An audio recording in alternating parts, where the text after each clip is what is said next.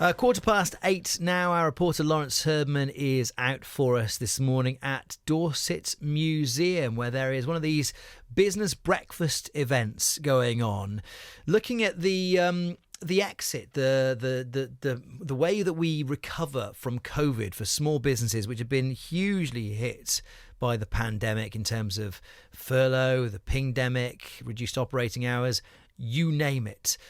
So Laurence down there for us this morning, talking to some of the small businesses who are in attendance.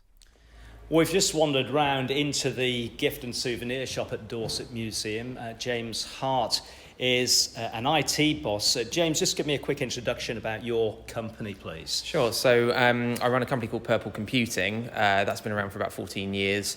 We've been trading pretty well over the years, but then the pandemic hit, of course, last year, and I just had a newborn baby as well, 5 days prior to lockdown.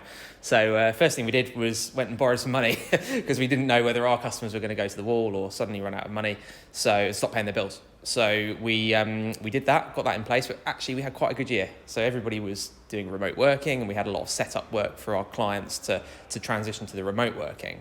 So as it happens, decent year all round, and we were sat on this pot of money that we borrowed as a contingency, and we decided to start a new business in Poundbury, which is called Purple Office. So we've got Purple Computing and Purple Office. It's my wife's favourite colour. I know which side my bread's buttered. And so we've got this new co-working office up in Poundbury. Anybody can turn up, pay as you go, by the hour, and they can use this wonderful new office space. It's completely flexible. So this was the business interruption loan from the government that you took advantage of? That's exactly right, yes. So we took advantage of that. It was readily available finance at the time, and we genuinely thought we were going to need it last year. And I dare say a lot of businesses did, but we were able to protect that pot of money. And when it came to it, things were looking good. The vaccine rollout was happening. How has the business changed as a result of the pandemic over the course of the last 18 months in terms of staffing and having to have staff self-isolate, pingdemic, all those sort of considerations?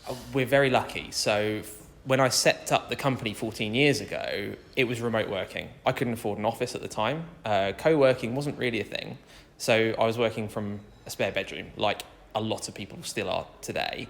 That meant that on the plus side, because we're an IT company, we have the expertise to set up systems that help us to work remotely. So we've been working remotely for 14 years. It's not new to us. So you effectively are providing a service which we're seeing more and more employees working from home, asking during interview if they're able to work from home. So that works for you?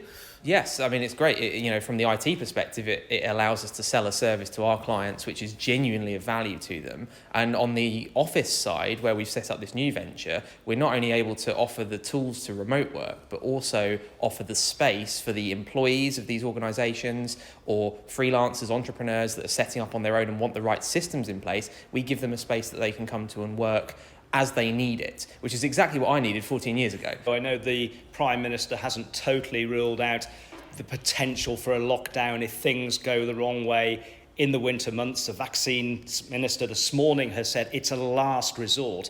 Is your business resilient enough to overcome challenges of that nature going forward?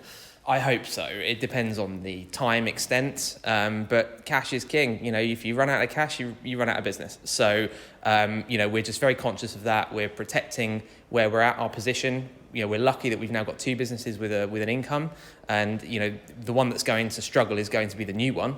But fortunately, we have the established business there, which is why we felt able to take the risk when we did. And hopefully, in the long run, it will pay off. But in the short term, we're expecting maybe a bit of a rough ride, but we'll see what happens. Really good to talk to you. Thanks very much indeed, James. Thank you.